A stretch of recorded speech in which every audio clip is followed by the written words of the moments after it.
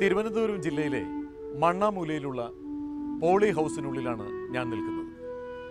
കേരളത്തിൽ അത്യപൂർവമായി മാത്രം കൃഷി ചെയ്യുന്ന ആധുനിക രീതിയിലുള്ള അലങ്കാര പുഷ്പകൃഷിയായ ജർബറയാണ് ഈ പോളി ഹൗസിൽ കൃഷി ചെയ്തിരിക്കുന്നത്. ജർബറ കൃഷിയുടെ കൂടുതൽ വിവരങ്ങൾ നമുക്ക് ഇന്ന് കൃഷി ദർശനിൽ കാണാം.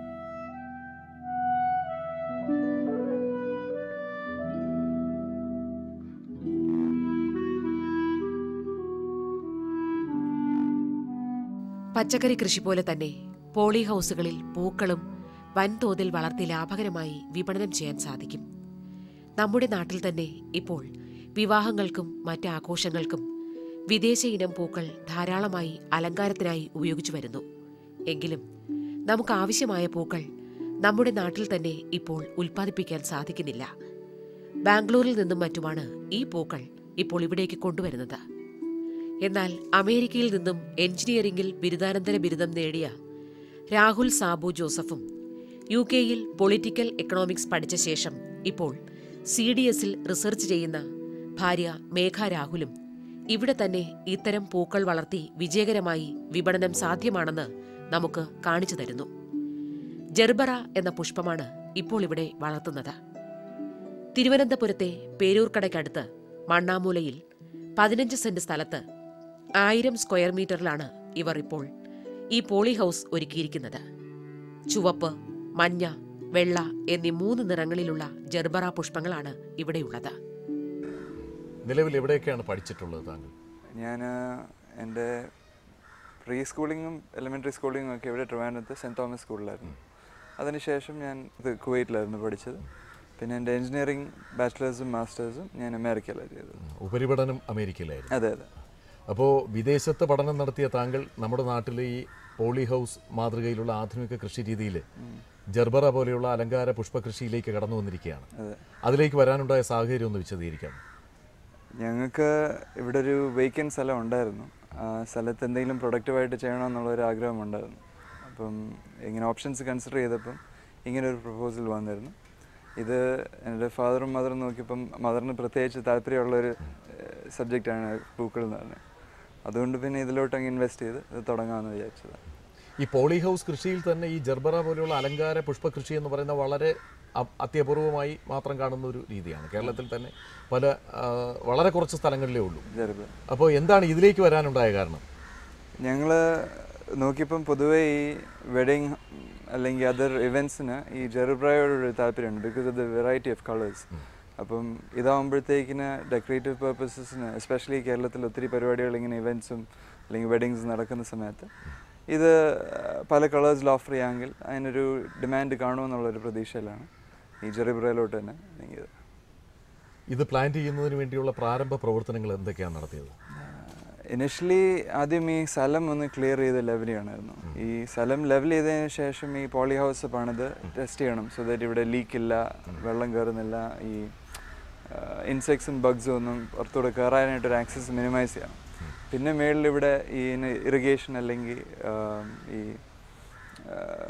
മരുന്നൊക്കെ ഒഴിക്കാനായിട്ടുള്ളത് ഉള്ള ഈ സ്പ്രിങ്ക്ലർ സിസ്റ്റം കൂടെ സെറ്റ് ചെയ്യണം. സ്പ്രിങ്ക്ലർ സിസ്റ്റം സെറ്റ് ചെയ്തതിന് ശേഷം ഇവിടെ സ്പേസിങ് വെച്ചിട്ട് സീഡ്സ് പ്ലാന്റ് ചെയ്തിട്ട് വെയിറ്റ് ചെയ്യാവുന്നേ ഉള്ളൂ. അത് ഇനിഷ്യൽ ജസ്റ്റേഷൻ ഇച്ചിരി സമയം എടുക്കുന്നതാണ്. അതിനുശേഷം പൂക്കൾ നല്ല വന്നു. ഈ പോളി ഹൗസ് നിർമ്മാണത്തിന് ടെക്നിക്കൽ സപ്പോർട്ട് ഇവിടെ നിന്നാണ് കിട്ടിയത്? അതിൻ്റെ ടെക്നിക്കൽ സപ്പോർട്ട് ബാംഗ്ലൂരിൽ നിന്നൊരു ഗ്രൂപ്പ് ഉണ്ടായിരുന്നു. അവർ വന്നിട്ട് ഞങ്ങളുമായിട്ട് അവരുടെ കൺസൾട്ടേഷനോടുകൂടിയാണ് ഞങ്ങളിത് കൺസ്ട്രക്ട് ചെയ്തത്. അവർ മെറ്റീരിയലിൻ്റെ എവിടുന്ന് വാങ്ങിക്കാൻ പറ്റും എന്നുള്ളതും അതിൻ്റെ ഇൻസ്റ്റലേഷൻ ടെക്നീക്ക് കാണിച്ചെന്ന് ഞങ്ങളിവിടെ ലോക്കൽ ലേബർ വെച്ച് തന്നെ പണിതു. ഇതിൻ്റെ ഗ്രൗണ്ട് തയ്യാറാക്കി എടുക്കുന്നതിന് ബെഡുകൾ തയ്യാറാക്കി അതിന് വേണ്ട വിത്തിട്ട് ഈ തരത്തിൽ എത്തിക്കുന്നതിന് വേണ്ടിയുള്ള പ്രവർത്തനങ്ങൾക്ക് ആരാണ് നേതൃത്വം കൊടുത്തത്? അത് പ്രൈമറിലി എൻ്റെ ഫാദറും മദറും കൂടെ ആയിരുന്നു ഈ തുടങ്ങിയ സമയത്ത് ഇവിടെ ഉണ്ടായിരുന്നത്. അവർ ഇതിൻ്റെ ഓവർസീ ചെയ്ത് ഇതിൻ്റെ ലെവൽ ചെയ്യുന്നതും ഈ സ്പേസിങ് ഇച്ചിരി ഇമ്പോർട്ടൻ്റ് ആണ് ഇൻ ടേംസ് ഓഫ് ഈ പൂവിൻ്റെ വളർച്ചയ്ക്ക്. ഒത്തിരി ക്രൗഡഡ് ആയി പോയാൽ ഈ ഇതിന് ഗ്രോ ചെയ്യാനായിട്ടുള്ള സ്പേസ് വരത്തില്ല. അതുകൊണ്ട് ആ സ്പേസിങ്ങൊക്കെ അളന്നാണ് ഇത് ചെയ്തേക്കുന്നത്. ജർബറ പൂക്കളുടെ ഒരു പ്രത്യേകത ഇത് ഓർക്കിഡും ആന്തോറിയവും പോലെ ഒരു വിദേശ ഛായയുള്ള പൂവല്ല എന്നതാണ്. നമ്മുടെ മുറ്റത്ത് പണ്ട് കാലത്ത് വിരിഞ്ഞിരുന്ന ഏതോ ചില പൂക്കളെ ഇത് ഓർമ്മിപ്പിക്കുന്നു. അതുകൊണ്ടാവാം അലങ്കാര പുഷ്പങ്ങളിൽ ജർബറയ്ക്ക് ഇവിടെ നല്ല മാർക്കറ്റുള്ളത്. ഇത് പല നിറത്തിൽ ലഭ്യമാണ്. എങ്കിലും ചുവന്ന പൂക്കൾക്കാണ് ഏറെ വിപണന സാധ്യതയുള്ളത്. ഇന്റർനെറ്റിലൂടെയും മറ്റും വിവരങ്ങൾ ശേഖരിച്ച് സാവധാനത്തിലാണ് ഈ പുഷ്പകൃഷിയെക്കുറിച്ച് രാഹുലും മേഘയും മനസ്സിലാക്കുന്നത്. ഇതിനുവേണ്ടി എന്തെങ്കിലും പരിശീലനം കുടുംബത്തിൽ ആർക്കെങ്കിലും ഇതിനു മുമ്പ് കിട്ടിയിട്ടുണ്ടോ? ഇതിന് മുമ്പേ ആർക്കും ഇല്ലായിരുന്നു. ഞങ്ങളെല്ലാവരും പല ലൈൻ ഓഫ് ബിസിനസ്സിലും പല ഫീൽഡിലും ആയതാണ്. ഇത് പുതുതായിട്ട് ഞങ്ങളൊരു പരീക്ഷണം നോക്കിയതായിരുന്നു. അത് പക്ഷേ ദൈവം സഹായിച്ച് സക്സസ്ഫുൾ ആയി വന്നിട്ട്. അപ്പോൾ ഓരോ സ്റ്റെപ്പിലും ആവശ്യമായ പരിശീലനം നേടി ഇതിലേക്ക് വരികയാണ്. തപ്പി വരുവാണ്. ഇതിനുള്ള വിത്തുകൾ എവിടെ നിന്നാണ് കിട്ടിയത്? വിത്തുകളൊക്കെ ഞങ്ങൾക്ക് ആദ്യം ഇനിഷ്യലി സീഡ്സ് എല്ലാം ബാംഗ്ലൂരിൽ നിന്നൊക്കെ വന്നിരുന്നതാണ്. അത് വെച്ചാണ് ഞങ്ങളിത് തുടങ്ങിയത്.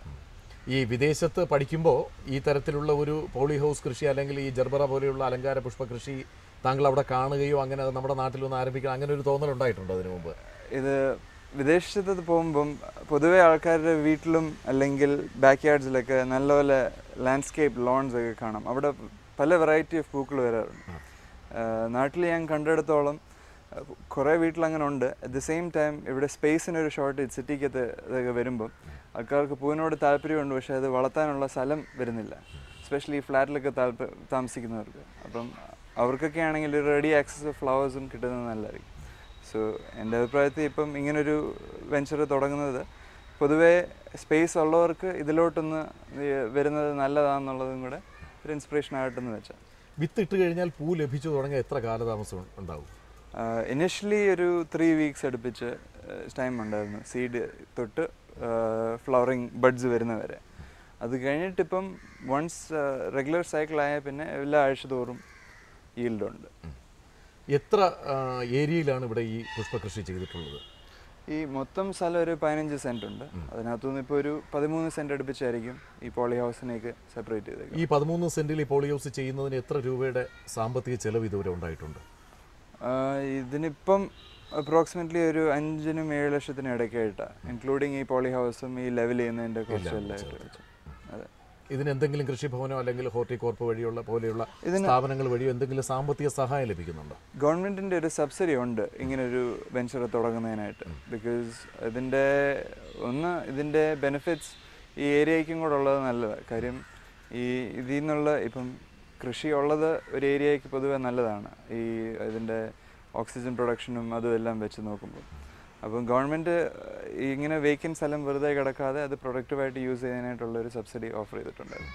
ഏത് തരത്തിലുള്ള വളമാണ് ഇതിന് ഉപയോഗിക്കുന്നത്? വളം ഇതിനിപ്പം ഇനിഷ്യലി തുടങ്ങിയപ്പം ഉമി, ചാണകം അതൊക്കെ വെച്ചായിരുന്നു തുടങ്ങിയത്. പക്ഷെ ഇപ്പം പൂവൊക്കെ ആയി വന്നതിന് ശേഷം ഈ മത്തിയും ശർക്കരയും കൂടെയൊക്കെ ചേർത്ത് മിക്സ് ആയിട്ട് ഇപ്പം ഫെർട്ടിലൈസ് ചെയ്യുന്നു. ഏതെങ്കിലും തരത്തിലുള്ള കീടങ്ങൾ ഇതിന് ഉപദ്രവം ഉണ്ടാക്കുന്നുണ്ടോ ഈ കൃഷിയെ? ഇതുവരെയും അങ്ങനെ ഞങ്ങൾ നോട്ടീസ് ചെയ്തിട്ടില്ല. ബിക്കോസ് ഈ പോളി ഹൗസിൻ്റെ കൺസ്ട്രക്ഷൻ അങ്ങനെ തന്നെയാണ്. ഇതിനകത്തുനിന്ന് പുറത്തുനിന്നുള്ള അണുക്കൾ ഇതിനകത്തോട്ട് കയറാതെ തന്നെ ഇരിക്കാൻ ഉള്ള കംപ്ലീറ്റ്ലി സീൽഡായി. ഇപ്പം എൻട്രൻസിൽ തന്നെ ഇതിനകത്തോട്ട് ഇപ്പം നമുക്ക് കയറാനൊരു പൊട്ടാഷ്യം മാഗ്നേറ്റ് സൊല്യൂഷൻ ഇട്ട് കാല് കഴുകിയിട്ടൊക്കെയാണ് കയറുന്നത്. അതാകുമ്പോൾ കണ്ടാമിനൻസ് ഇതിനകത്തോട്ടുള്ള ആക്സസ് കുറവാണ്. പിന്നെ ഇതിൻ്റെ എല്ലാ 2-3 ആഴ്ച ആകുമ്പോഴത്തേക്കും ഇതിൻ്റെ സ്ട്രക്ചർ ഒന്നുകൂടെ ഒന്ന് ചെക്ക് ചെയ്യണം. ഈ സ്ട്രക്ചർ ചെക്ക് ചെയ്യുമ്പോഴാണ് ഇതിനകത്ത് എവിടെയെങ്കിലും ടയറോ അല്ലെങ്കിൽ ഇപ്പം പുറത്തുനിന്ന് പൂച്ച അതൊന്നും കയറാതിരിക്കാനായിട്ടുള്ള അത് ചെക്ക് ചെയ്യുക മാത്രമാണ്. സ്വന്തമായി മറ്റു ബിസിനസ്സുകളുള്ള ഇവർ പുതിയ ടെക്നോളജിയിലൂടെ പരീക്ഷിക്കപ്പെടുന്ന ഈ പുഷ്പകൃഷിയെ ഇനിയും കൂടുതൽ മെച്ചപ്പെടുത്താൻ ആഗ്രഹിക്കുന്നു. അതിനായി പുതിയ 2 പോളി ഹൗസുകൾ കൂടി മറ്റ് സ്ഥലങ്ങളിൽ ആരംഭിച്ച് അതിൽ ഒരേ നിറത്തിലുള്ള ജർബറ പുഷ്പങ്ങൾ വളർത്തി വിപണനം നടത്താനാണ് അടുത്ത പദ്ധതി. പേരെന്താണ്? എൻ്റെ പേര് മേഘ. എന്ത് ചെയ്യുന്നു ഇപ്പോൾ? ഞാനിപ്പോൾ സെൻറ്റർ ഫോർ ഡെവലപ്മെൻറ്റ് സ്റ്റഡീസിൽ റീസർച്ച് ചെയ്യുന്നു.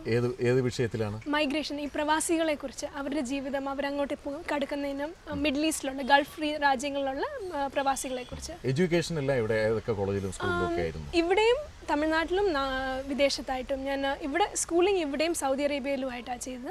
പിന്നെ ചെന്നൈയിലോട്ട് പോയി, മദ്രാസിലോട്ട് പോയി, അവിടെ ബാച്ചിലേഴ്സ് ഇൻ ഇക്കണോമിക്സ് ചെയ്ത് പിന്നെ മാസ്റ്റേഴ്സിന് UK പോയി, അവിടെ പൊളിറ്റിക്കൽ ഇക്കണോമിക്സ് പഠിച്ചു. കേരളത്തിൽ എവിടെയാണ് സ്വന്തം സ്ഥലം? കോട്ടയമാണ്. ഇന്ന് കല്യാണം കഴിച്ചിരിക്കുന്നത് ഇവിടെ ട്രിവാൻഡ്രത്താണ്. ഇപ്പോൾ താങ്കളുടെ ഹസ്ബൻഡിൻ്റെ നേതൃത്വത്തിൽ വളരെ നല്ല രീതിയിൽ അലങ്കാര പുഷ്പകൃഷി നടന്നു വരികയാണ്. എന്തൊക്കെ സപ്പോർട്ട് കൊടുക്കുന്നുണ്ട് ഹസ്ബൻഡിന്? ഞാൻ മാത്രമല്ല, എൻ്റെ ഫാമിലി ഫുള്ളുമായിട്ട് ഞങ്ങൾ എല്ലാവരും സപ്പോർട്ട് കൊടുക്കുന്നുണ്ട്. പ്രത്യേകിച്ച് പേരൻസ് അവരെ ഇൻട്രസ്റ്റ് എടുത്ത് ഇതിൻ്റെ ഒരു ഐഡിയ അവരുടെ ഒരു ബേബിയാണ്. പക്ഷേ ഹസ്ബൻഡ് അതിനെ ഒരു നടപ്പിലാക്കി, അത് ഇംപ്ലിമെൻറ്റ് ചെയ്തു. ഞങ്ങളിപ്പോൾ ചെയ്യുന്ന ഞങ്ങൾക്ക് ഭയങ്കര ലക്കി എന്ന് വെച്ചാൽ 2 ഹെൽപ്പേഴ്സ് ഉണ്ട്. ഒരു ഫാമിലി ഇവിടെ തന്നെ താമസിച്ചുകൊണ്ട് ഇത് ഓൾമോസ്റ്റ് ഡെയിലി ഒരു ഹൈ ഇൻവെസ്റ്റ്മെൻറ്റ് എന്ന് പറഞ്ഞാൽ മോണിറ്ററി മാത്രമല്ല ടൈം ഉണ്ട് ഇതിന്. അപ്പം ഞങ്ങളെന്ന് ചെയ്യുന്നതെന്ന് വെച്ചാൽ ഞങ്ങളുടെ സമയം ഞങ്ങൾ എപ്പോഴും വന്ന് സൂപ്പർവൈസ് ചെയ്യുന്നുണ്ട്. അവരാണെങ്കിൽ പോലും ഡെയിലി ട്വൈസ് വന്ന് നോക്കി അപ്പോൾ ഒന്ന് പെസ് കയറാതെ അതിന് വാട്ടർ കിട്ടുന്നുണ്ടോ, അപ്പോൾ അതിന് മാന്യൂറും ഫെർട്ടിലൈസർ എല്ലാം നോക്കുന്നുണ്ട്. അപ്പോൾ മെയിൻ്റനൻസ് ഉണ്ട്, പക്ഷെ അതുപോലെ തന്നെ റിട്ടേൺസും ഉണ്ട്. അപ്പോൾ നിങ്ങൾ രണ്ടുപേരും വിദേശത്ത് പഠനം നടത്തിയ ആളുകളാണ്. അതെ. അപ്പോൾ ഹസ്ബൻഡ് ഈ തരത്തിലുള്ള കൃഷിയിലേക്ക് കടന്നു വന്നത് വളരെ മനസ്സുകൊണ്ട് സന്തോഷത്തോടെ സ്വീകരിക്കുന്നുണ്ടോ, അതെ മറ്റെന്തെങ്കിലും ബിസിനസ്സിലേക്ക് പോകണമെന്നുള്ള ആഗ്രഹിക്കുന്നുണ്ടോ? അല്ല, മറ്റുള്ള ബിസിനസ് ഉണ്ട്, അപ്പോൾ നമ്മൾ ഡൈവേഴ്സിഫൈ ചെയ്തിട്ടുണ്ട്. പക്ഷേ ഇതിലോട്ട് തിരിച്ചു വന്നത് എനിക്ക് ഭയങ്കര സന്തോഷമുള്ളൊരു കാര്യമാണ്. കാരണം എപ്പോഴും നമുക്ക് മനസ്സിന് തന്നെ ഒരു സന്തോഷം വരും. ഇപ്പോൾ പേരൻസ് ആണെങ്കിലും വീട്ടിൽ നിന്ന് ഡ്രൈവിന് പോകുന്ന ഇങ്ങോട്ടാണ് ഇപ്പോൾ ഡെസ്റ്റിനേഷൻ. വേറെ എങ്ങോ ഇവിടെ കോവളം ഉണ്ട്, എല്ലാം ഉണ്ട്, പക്ഷേ അവർ വരുന്നത് ഇങ്ങോട്ടാണ്. ഇതിൽ കൂടെ 1-2-3 പ്രാവശ്യം നടക്കുമ്പോഴേക്കും നമുക്കൊരു മനസ്സിന് തന്നെ ഒരു കുളിർമ പോലെ. അപ്പോൾ ശരിയായ ഒരു സന്തോഷത്തിന് വേണ്ടിയാണ് നമ്മൾ പ്രധാനമായിട്ട് നമ്മുടെ ഒരു വളരെ സന്തോഷത്തോടു കൂടി അല്ലെങ്കിൽ സ്വന്തം ഇഷ്ടപ്രകാരം നമ്മൾ ഇതിലേക്ക് വന്നിരിക്കുകയാണ്. അതെ. അപ്പോൾ ഭാവിയിൽ ഈ കൃഷി ഏത് തരത്തിൽ മുന്നോട്ട് കൊണ്ടുപോകണമെന്നാണ് ഒരു ആഗ്രഹം മനസ്സിൽ? ഞങ്ങളുടെ എല്ലാ ബിസിനസ്സിലുള്ള പോലെ ഞങ്ങൾക്ക് ഇപ്പം സ്റ്റാർട്ട് ചെയ്തൊരു വെഞ്ചർ അത് എത്രയും നല്ലപോലെ ഒന്നായിട്ട് നമ്മൾ പിന്നെ അടുത്തൊരെണ്ണം തുടങ്ങാനാണ്. അപ്പോൾ ഇതിപ്പം സ്റ്റാർട്ടിങ് സ്റ്റേജസിലാണ്. ദൈവം സഹായിച്ച എല്ലാം നല്ലപോലെ വരുന്നുണ്ട്. പക്ഷേ ഇത് തന്നെ ഇപ്പോൾ ഒരു നല്ലുണ്ട്. ഇപ്പോൾ ഇതിൻ്റെ നമ്മുടെ ഫസ്റ്റ് ക്രോപ്പാണ്. ഇത് തന്നെ അപ്പോൾ നമ്മൾ ഒന്നുകൂടെ സോയിലിനെ ഒന്ന് ഇച്ചിരൂടെ മെച്ചപ്പെടുത്തി ഇതൊന്ന് നല്ല രീതിയിൽ കൊണ്ടുപോയിട്ട് ഞങ്ങൾ ഓൾറെഡി പ്ലാൻ ഇടുന്നുണ്ട്. ഒരു നെക്സ്റ്റ് ഒരു പോളി ഹൗസിൽ ഇത് സിംഗിൾ കളർ ഫ്ലവേഴ്സ്. ഇപ്പം നമുക്ക് 3 വെറൈറ്റീസ് ആണ്. ഇപ്പം നമുക്ക് യെല്ലോ, വൈറ്റ് ആൻഡ് റെഡ് ഇച്ചിരി ബ്രില്യൻറ്റ് കളേഴ്സ് നോക്കിയാൽ എടുത്തിരിക്കുന്നത്. ഇപ്പം അടുത്ത ഈ 3 കളേഴ്സ് നല്ലതായിട്ട് അപ്പോൾ റെഡ് ഏറ്റവും കൂടുതൽ ഇപ്പം പോകുന്നത്. ഞങ്ങൾ റെഡ് ആൻഡ് വൈറ്റിലോട്ട് ഇച്ചിരി കോൺസെൻട്രേറ്റ് ചെയ്യാനുള്ള പ്ലാൻ വന്നിട്ടുണ്ട്. ഈ പുഷ്പകൃഷി തുടങ്ങുന്നതിന് മുൻപ് ഓൺലൈനിലൂടെ പോളി ഹൗസിലെ ജെർബറ കൃഷിയെക്കുറിച്ച് ഇവർ നന്നായി പഠിക്കാൻ ശ്രമിച്ചിരുന്നു. ഇവിടെ ഈ പുഷ്പകൃഷി നോക്കി നടത്താൻ 1-2 ജോലിക്കാരുണ്ട്. ഇവർ കൃത്യസമയത്ത് വെള്ളവും വളവും ഈ ചെടികൾക്ക് ഡ്രിപ്പ് ഇറിഗേഷനിലൂടെ നൽകുന്നു. ഇപ്പോൾ വിദേശത്ത് പഠിച്ചിരുന്ന കാലത്ത് അവിടെയുള്ള പോളി ഹൗസുകളും ഈ തരത്തിലുള്ള കൃഷികളും ഒക്കെ കണ്ടിരിക്കും. അങ്ങനെയുള്ള എന്തെങ്കിലും അനുഭവങ്ങൾ ഇവിടെ ഷെയർ ചെയ്യാൻ പറ്റിയിട്ടുണ്ടോ? അതായത് UK-ലാകുമ്പം നല്ല റോളിംഗ് ഫീൽഡ്സ് എന്ന് വെച്ചാൽ എല്ലാം ഫ്ലവേഴ്സിൻ്റെ നമ്മൾ കാണാൻ തന്നെയുണ്ട്. അപ്പോൾ അധികം അവിടെ ക്ലൈമറ്റ് ഭയങ്കര കോൾഡും ഭയങ്കര ഇറ്റ്സ് വെരി പോസിറ്റീവ്. നമുക്കൊരു ഫ്ലവേഴ്സും കൃഷി ചെയ്യാനുള്ള നല്ല ക്ലൈമറ്റ് എക്സെപ്റ്റ് റെയിൻസ് ഉള്ള സമയത്ത്. അതുകൊണ്ട് അവിടെ അധികം പോളി ഹൗസ് ഞാൻ പോയി ശ്രദ്ധിച്ചിട്ടില്ല. അന്നേരം ഈ പ്ലാൻ ഇല്ലല്ലോ. പക്ഷെ ഇവിടെ തിരിച്ചു വന്ന് ഇത് നടത്തുന്നത് ഭയങ്കര സന്തോഷമുള്ളൊരു കാര്യമാണ് തീർച്ചയായും. ഈ കൃഷിയെ പറ്റി എന്തെങ്കിലും ഒരു പരിശീലനം ഇതിനു മുമ്പ് കുടുംബത്തിൽ ആർക്കെങ്കിലും ലഭിച്ചിട്ടുണ്ടോ? ഇതിൻ്റെ മുമ്പേ അല്ല, പക്ഷേ ഈ പ്ലാൻ ഐഡിയ തുടങ്ങിയപ്പോൾ മുതൽ ഒരു 2-3 മന്ത്സ് ഞങ്ങൾ റീസർച്ച് ചെയ്ത് അപ്പോൾ ഓൺലൈനിൽ കൂടെയും പിന്നെ ആൾക്കാരെ കോൺടാക്ട് ചെയ്ത് ഞങ്ങളിങ്ങനെ പഠനം നടത്തിയിരുന്നു. നമുക്ക് ഫീസിബിൾ ആണോ, ഞങ്ങൾക്ക് ചെയ്ത് ഇത് മെയിൻറ്റെയിൻ ചെയ്ത് മുന്നോട്ട് കൊണ്ടുപോകാൻ പറ്റുന്ന ഒരു പ്രോജക്റ്റ് ആണോ എന്ന് ഞങ്ങൾ നോക്കിയിട്ടുണ്ടായിരുന്നു. ഇത് സ്റ്റാർട്ട് ചെയ്ത് കഴിഞ്ഞിട്ടാണെങ്കിൽ പോലും ഞങ്ങൾ എപ്പോഴും ആൾക്കാരെ ഇങ്ങനെ കോൺടാക്റ്റാണ്. അപ്പോൾ ഇതിൻ്റെ ഞങ്ങൾക്ക് സപ്പോർട്ട് കിട്ടുന്നുണ്ട് ഫ്രം ദ ഗവൺമെൻറ്. ഞങ്ങൾ അവരോട് സംസാരിച്ച് ട്രെയിനിങ് വൈസ് ആണെങ്കിലും പിന്നെ ഇതിൻ്റെ റിസോഴ്സസും ഇതിൻ്റെ ഓരോ സ്ട്രക്ചറിനാണെങ്കിൽ പോലും ഞങ്ങൾക്ക് ഇങ്ങനെ അഡ്വൈസ് കിട്ടുന്നുണ്ട്. അപ്പോൾ എല്ലാം ഞങ്ങളുടെ സ്വന്തം ഐഡിയാസ് അല്ല, പക്ഷേ നിലവിൽ ഇങ്ങനെ ഉപയോഗിച്ചുകൊണ്ടിരിക്കുന്ന സക്സസ്ഫുൾ ആയുള്ള ടാക്ടിക്സ് ഞങ്ങൾ ഇവിടെ ഉപയോഗിച്ചിരിക്കുന്നത്. പുഷ്പകൃഷിക്കായി ഒരുക്കുന്ന പോളി ഹൗസിന്റെ നിർമ്മാണം വളരെ പ്രധാനമാണ്. ബാംഗ്ലൂരിൽ നിന്നും കൊണ്ടുവരുന്ന തൈകളാണ് ഇവിടെ നട്ടിരിക്കുന്നത്. കീടനാശിനികൾ ഈ ചെടികളിൽ തളിക്കാറില്ല. ഫംഗസ് ബാധയുണ്ടാകാതിരിക്കാൻ ഫിഷ് അമിനോ ആസിഡാണ് ഇവിടെ ഉപയോഗിക്കുന്നത്.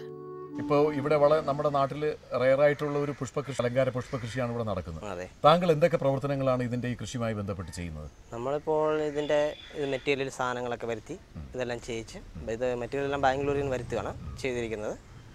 കുഴപ്പമില്ലാത്ത രീതിയിൽ ഇപ്പോൾ പോകുന്നു. ജെർബറ കൃഷി നമുക്ക് നല്ലതായിട്ട് ലാഭം കിട്ടുന്നുണ്ട്. ഇവിടെ വന്ന ആൾക്കാരെല്ലാം നേരിട്ട് ബുക്ക് ചെയ്ത് ഫോൺ നമ്പറിൽ ബന്ധപ്പെട്ട് അന്നേരം പൂവ് പർച്ചേസ് ചെയ്ത് കൊണ്ടുപോകാൻ ആവശ്യത്തിന്. പോളി ഹൗസ് നിർമ്മാണ ഘട്ടം മുതൽ താങ്കളുടെ ഒരു മേൽനോട്ടം ഉണ്ട്. ആ നിർമ്മാണ കാലത്ത് അതിൻ്റെ ഒരു പ്രാരംഭ പ്രവർത്തനങ്ങൾ എന്തൊക്കെയാണെന്നൊന്ന് പറയാമോ? ഇത് നമ്മൾ ആദ്യം ഇതെല്ലാം ഫുള്ളെല്ലാം മേക്ക് ചെയ്യണം. മണ്ണെല്ലാം മേക്ക് ചെയ്തിട്ട് ഒരു ഫുൾ ഇളക്കി കൊടുക്കണം. നമ്മൾ മണ്ണെല്ലാം ഇളക്കിയിട്ട് തടവാക്കണം. 3 ചാണകവും ഉമിയും കക്കായും കൂടി ഇട്ട് മിക്സ് ചെയ്തിട്ട് ഇളക്കിയിട്ട് എന്നിട്ട് പിന്നെ വെള്ളം നനച്ച് കൊടുക്കണം. വെള്ളം നനച്ച് കൊടുത്തിട്ട് തടവാക്കി വെച്ചിട്ട് വീണ്ടും ഒരു 3 ദിവസം കഴിഞ്ഞിട്ട് വീണ്ടും അത് ഇളക്കണം. ഇളക്കിയിട്ട് വീണ്ടും തടവാക്കിയിട്ട് ഒരു 7 ദിവസം കഴിഞ്ഞ് പ്ലാസ്റ്റിക് എല്ലാം ഇട്ട് മൂടിയിടണം. ഇതെല്ലാം ഓരോ ബെഡും ഫുള്ള് കവർ ചെയ്യണം. ഫുള്ള് കവർ ചെയ്ത് 7 ദിവസം കഴിയുമ്പോൾ നമ്മളിത് വീണ്ടും കവറെല്ലാം എടുത്ത് കളഞ്ഞ് കഴിയുമ്പോഴത്തേന് നമുക്ക് പിന്നെ ഒരു 2 ദിവസം കഴിയുമ്പോഴത്തേന് തൈ ഉണ്ടെന്ന്. ഇതിൻ്റെ ചെറിയ തൈയാണ്. അത് ബാംഗ്ലൂരിൽ നിന്ന് വരുത്തിയാണ്. ആ തൈ എന്നിട്ട് നടുക. തൈ നടുന്നത് മണ്ണിൻ്റെ ഫുള്ള് അമന്ന് പോകരുത്, പകുതി കണക്കിന് വേര് സൊള്ളി നമുക്ക് എളുപ്പം പൊട്ടാൻ വേണ്ടിയാണിത്. അങ്ങനെയാണ് ചെയ്യാറുള്ളത്. ഇപ്പോൾ ഇതിൻ്റെ അകലം നിശ്ചിത അകലം ഉണ്ട്. എത്ര അകലത്തിലാണ് നടുന്നത് ഇത്? നമ്മളിപ്പോൾ 6-7 സെൻറ്റിമീറ്റർ അത്രയും വീതിയിലാണ്. അതായത് പൂക്കൾ വളർന്ന് വന്നാൽ ഇല നമുക്ക് വികസിച്ച് വരേണ്ടത് ഓരോ തണ്ടായിട്ട് വന്നുകൊണ്ടിരിക്കും. നമ്മൾ എടുക്കുന്നതനുസരിച്ച് അടുത്ത തണ്ട് വന്നുകൊണ്ടിരിക്കുക. ഇതിന്റെ ഈ 2 ബെഡുകൾ തമ്മിലുള്ള നിശ്ചിത അകലത്തിലാണ് നടന്നത് അല്ലേ? ഇപ്പൊ ഒരടി അകലത്തിൽ ബെഡ് തയ്യാറാക്കി. ഇതിപ്പോ ഏതൊക്കെ കളറാണ് പൂക്കൾ ഇവിടെ ഉള്ളത് നിലവിൽ? Yellow, white, red. ഇതിന് മാർക്കറ്റിങ്ങിന് ബുദ്ധിമുട്ടൊന്നും ഇല്ല. നമുക്കിപ്പോൾ നല്ല ലാഭമായിട്ട് പോകുന്നതാണ്. നമുക്ക് നമ്മുടെ ഫോൺ നമ്പറിൽ ബന്ധപ്പെടുക, അന്നേരത്തേന് അവർ നമുക്ക് കൊണ്ട് തരിക. ഇതിന്റെ പരിചരണത്തിൽ എന്തൊക്കെ ശ്രദ്ധ കൊടുക്കുന്നുണ്ട്?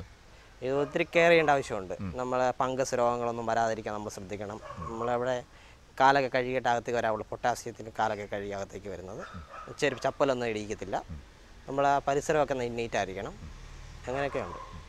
അപ്പോൾ ഈ ഇതിനകത്ത് ഈ കീടനാശിനികൾ ഏതെങ്കിലും ഉപയോഗിക്കുന്നുണ്ടോ കീടങ്ങളെ അകറ്റാനായിട്ട്? കീടനാശിനി നമ്മളെ ഫിഷ് അമിനോ ആസിഡ് അതാണ് ഉപയോഗിക്കുന്നത് കൂടുതൽ. നമ്മൾ ഈ ഫംഗസ് രോഗങ്ങളൊക്കെ വരുന്നതിന് ഫിഷ് അമിനോ ആസിഡാണ് ഉപയോഗിക്കുന്നത്. പിന്നെ ഈ ചാണകവും മൈക്രോ ഫുഡും കൂടെ മിക്സ് ചെയ്ത് 7 ദിവസം കലക്കിയിട്ടിട്ട് അതിനെ അരിച്ച് പിന്നെ ഇതിൻ്റെ ചുവടുകളിൽ തളിച്ചു കൊടുക്കുകയാണ് പരിപാടി. രാഹുൽ മേഘ ദമ്പതികളെപ്പോലുള്ള വിദേശത്തു നിന്നും വിദ്യാഭ്യാസം നേടിയ പുതിയ തലമുറ പോളി ഹൗസ് മാതൃകയിലുള്ള പുഷ്പകൃഷിയിൽ ആകൃഷ്ടരായിരിക്കുന്ന കാഴ്ചയാണ് നാം കണ്ടത്. ജീവിതത്തിൽ എത്ര ഉന്നതമായ വിദ്യാഭ്യാസം നേടിയാലും മണ്ണിനോടും ചെടികളോടും പൂക്കളോടുമൊക്കെയുള്ള മമത നിലനിർത്തി പ്രകൃതിയോടിണങ്ങി ജീവിക്കണമെന്നാണ് ഇവരുടെ ഈ ജർബറ കൃഷി നമ്മെ ബോധ്യപ്പെടുത്തുന്നത്. ഉന്നത വിദ്യാഭ്യാസം നേടിയ ചെറുപ്പക്കാർ കടന്നു വരാത്ത ആധുനിക രീതിയിലുള്ള ജർബറ കൃഷിയിലേക്കാണ് ശ്രീ രാഹുലും കുടുംബവും കടന്നു വന്നിരിക്കുന്നത്. ഇവരുടെ അനുഭവങ്ങൾ നമുക്ക് കൂടുതൽ പാഠമാവട്ടെ.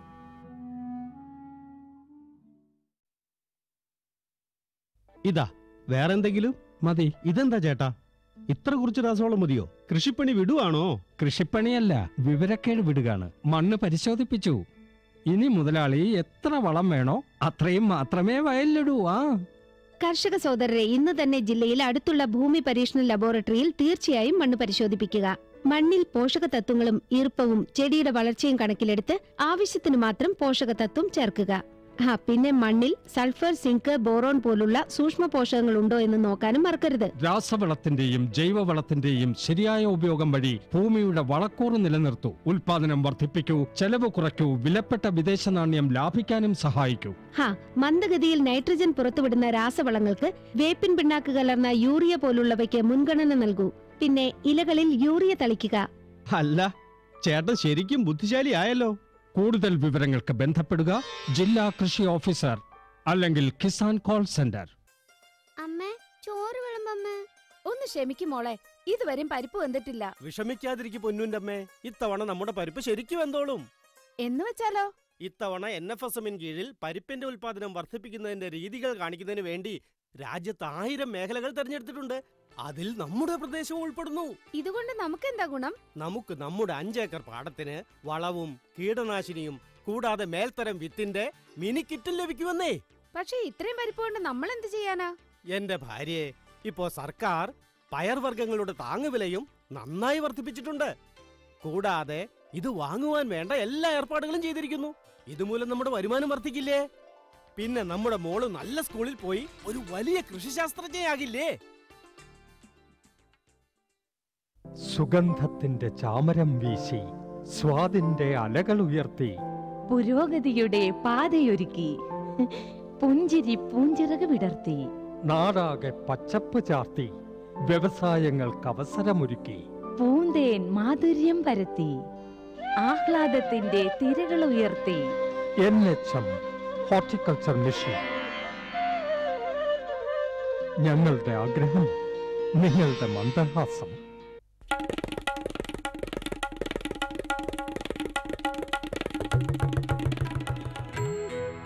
അമ്മേ, ഞാൻ സ്കൂളിൽ പോവുക പഠിക്കാൻ.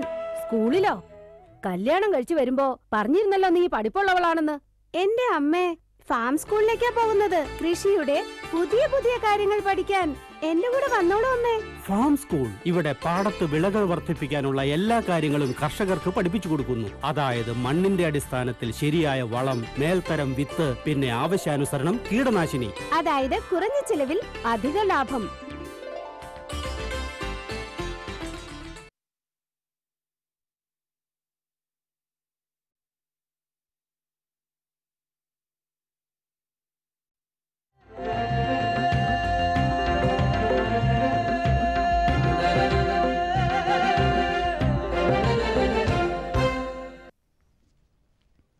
നമസ്കാരം.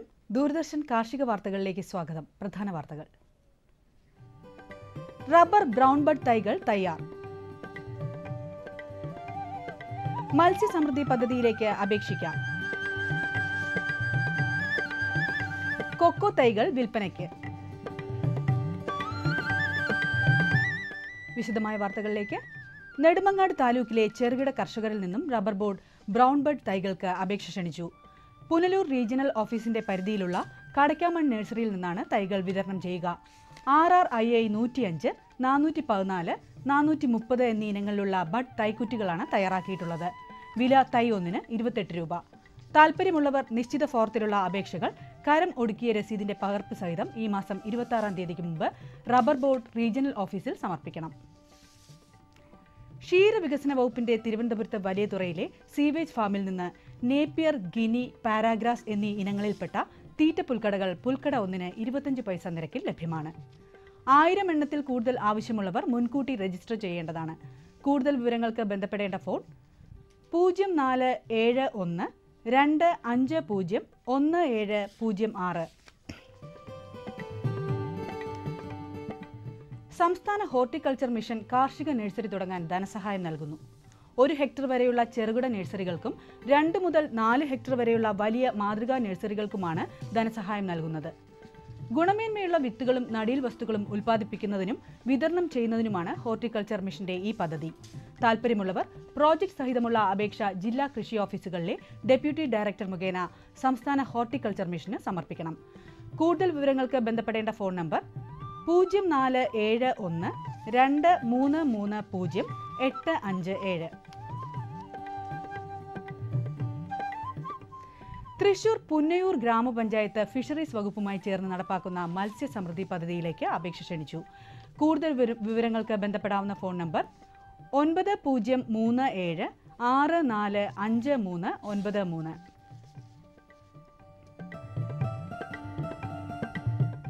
എറണാകുളം കൃഷി വിജ്ഞാന കേന്ദ്രം കടൽമീൻ എന്ന ബ്രാൻഡ് നാമത്തിൽ റെഡിമെയ്ഡ് പഞ്ചഗവ്യം പുറത്തിറക്കി. ഇതിന്റെ 200 മില്ലി ബോട്ടിലിന് 20 രൂപയും 1 ലിറ്ററിന് 100 രൂപയുമാണ് വില. സസ്യവളർച്ചയെ സഹായിക്കുന്നതിനും കൂടുതൽ പൂക്കൾ ഉണ്ടാകാനും കായ്ഫലം വർദ്ധിപ്പിക്കുവാനും ഉപകരിക്കുന്ന ജൈവ ചേരുവയാണ് പഞ്ചഗവ്യം. കൂടുതൽ വിവരങ്ങൾക്ക് ബന്ധപ്പെടാവുന്ന വിലാസം: കൃഷി വിജ്ഞാന കേന്ദ്രം, കേന്ദ്ര സമുദ്ര മത്സ്യ ഗവേഷണ സ്ഥാപനം, കസ്തൂർബ നഗർ, കടവന്ത്ര PO, കൊച്ചി. ഫോൺ 0848 231 7752. ക്ഷമിക്കണം, ഫോൺ നമ്പർ 0484 231 7752.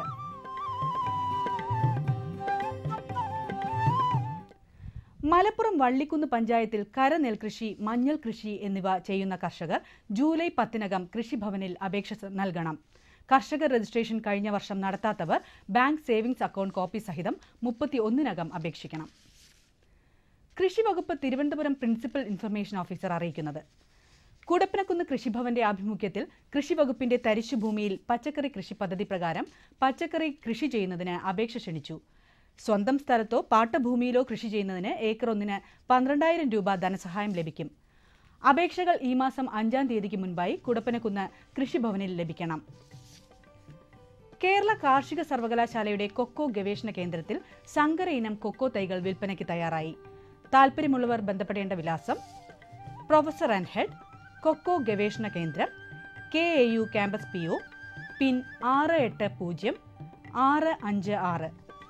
Phone number 0487 243 8451.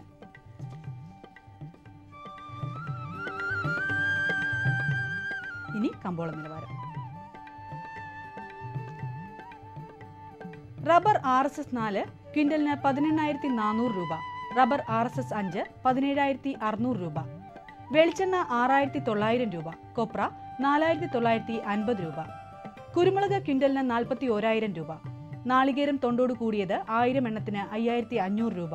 നാളികേരം തൊണ്ടില്ലാതെ 1000 എണ്ണത്തിന് 5,100 രൂപ. കമ്പോള അവലോകനം.